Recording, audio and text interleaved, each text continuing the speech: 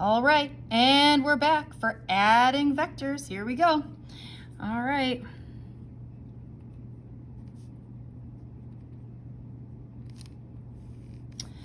There are 3 different ways to add vectors. I know you're excited about this. The first way to do this is graphically. And we're going to practice this tomorrow. When you graphically add vectors, that means we are going to add them tip to tail. Okay? So every vector has a tip, and every vector has a tail. So if I wanted to graphically add these vectors, okay, so I've got these 2 orange vectors here, I might place them so that they were tip to tail, okay? Sort of like this.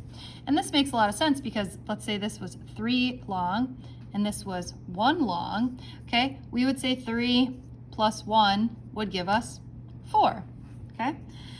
We could also do this, right? And we could say that when we want to graphically add vectors, we would place them tip to tail, and then we would draw in a resultant that went from the start to the finish, okay? So let me give you a couple of examples here.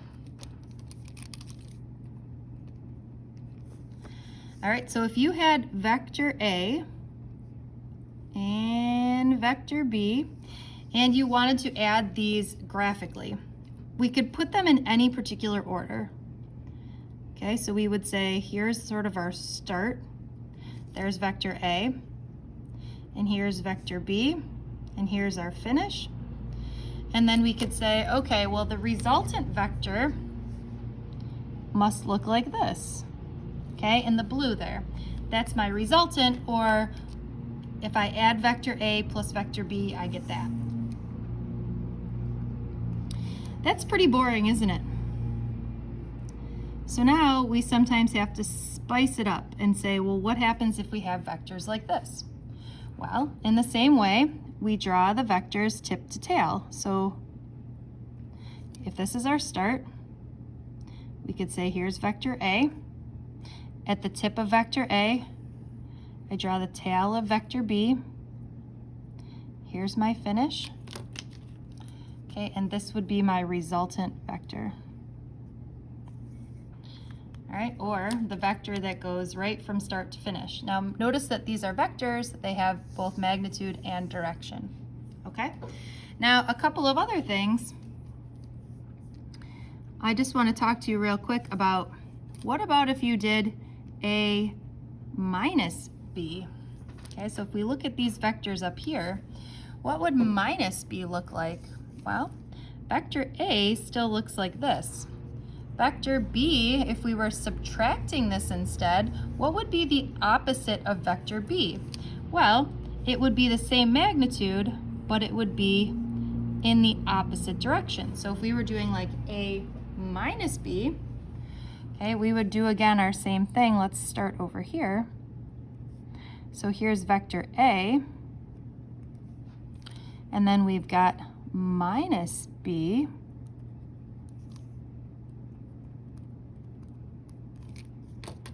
and then we would have our resultant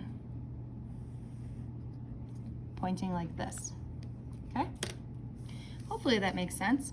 We're going to do more practice in class with adding vectors graphically tip to tail. The reason why you're not doing it now is because I find that most people don't have a ruler and a protractor at home. All right. The second thing that we're going to talk about is adding vectors algebraically.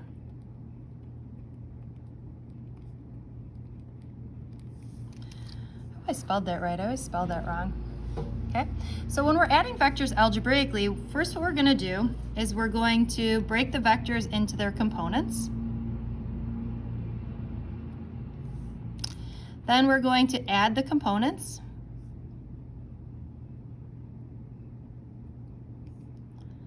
Then we're going to find the resultant magnitude and direction.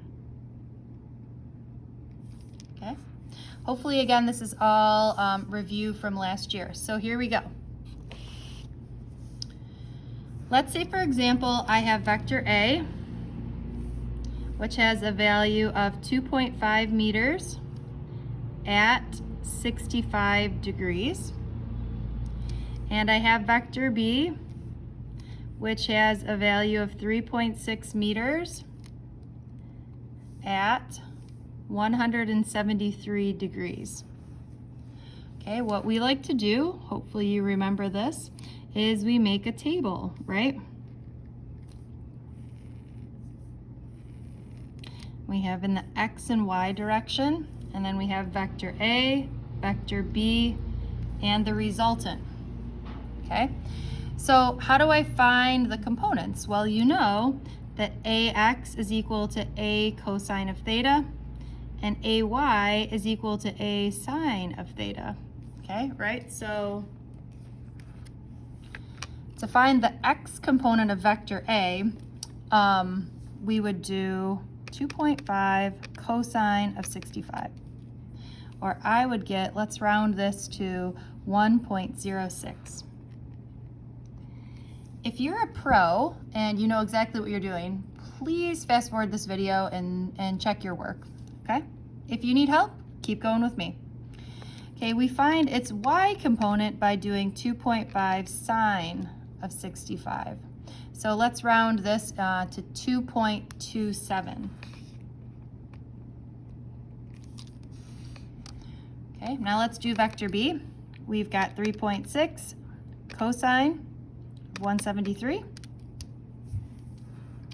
negative 3.57, and 3.6 sine of 173. Or this is going to give us, let's do 0.44. Okay, so we've broken the vectors into their components. The next thing we're going to do is we're going to add the components. So this plus this will give us this. That plus that will give us that. Okay, so we're adding these components up.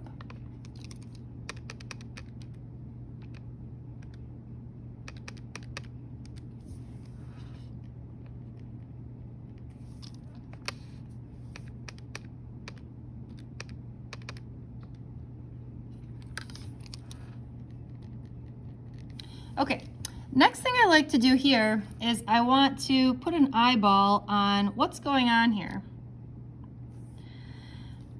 We have something in the negative X direction but positive Y. Negative X but positive Y. This is going to land me in the second quadrant. So I should be expecting an angle between 90 and 180. If I don't, I'm going to add 180. Okay, so keep that in mind. Now we're going to find the magnitude and direction. Remember, we find the magnitude and direction of any particular vector by using the Pythagorean theorem and doing the inverse tangent while in degrees.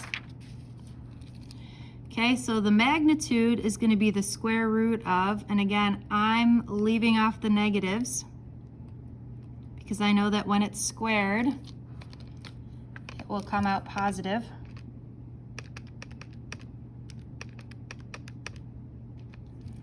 Okay, and I am going to get a value of 3.69.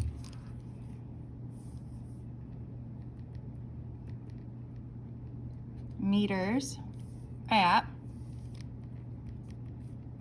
I'm going to use the tan inverse of y over x. I got to use the negative here, right, because that's what I've got.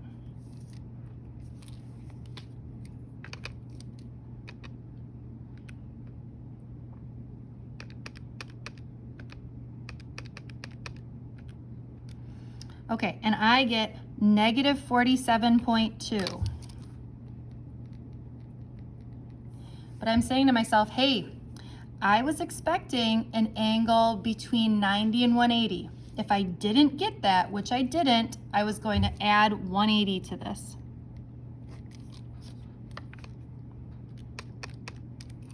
Okay, so my final value is 132.8, which makes me happy because 132.8 is between 90 and 180, okay? If you understand what's going on, please stop this video now and go to your Google form and do some practice. If you need another practice like this, keep watching. Ready? All right, so let's do another example here. We've got vector A, which has a length of 5 meters at 200 degrees. And we have vector B, which has a value of 7 meters at 150 degrees. Okay, so my steps are, again, the first thing I'm going to do is break this into components.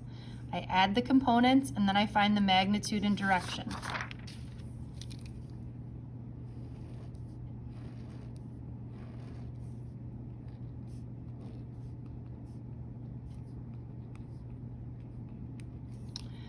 All right, so again, to find the x component of any vector, I do the magnitude times the cosine of the angle, or in this case, it would be 5 cosine of 200. Negative 4.7.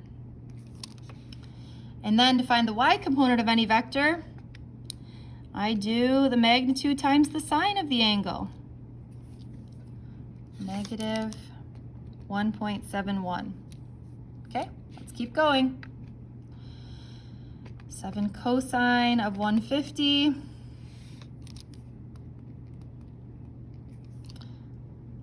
7 sine of 150.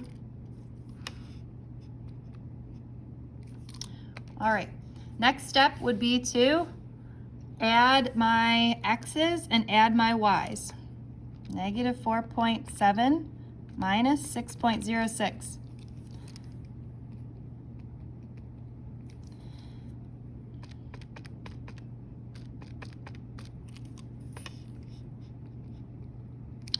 Okay, next thing I'm saying to myself is, self, let's get some eyes on this.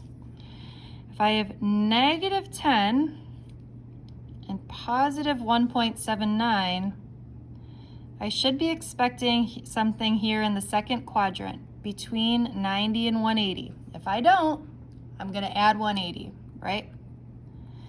All right, so to find the resultant, I'm going to do 10.76 squared plus 1.97 squared, not including the negatives, because I know that when I square something, it's just going to become positive.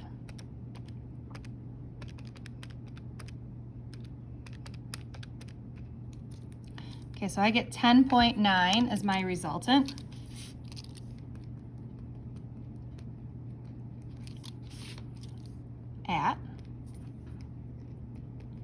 Okay, and when I do my inverse tangent, I'm going to do my y over my x.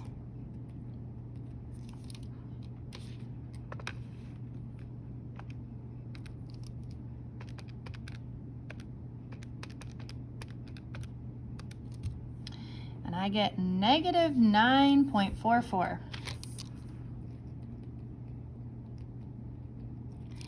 That is not between 90 and 180. So I'm going to add 180. And I get 170.55. All right, what happens if your angle is in the right spot where you think it should be? Well, then you don't need to add 180, right? You're just good to go. All right, hope that makes sense. Bye, friends.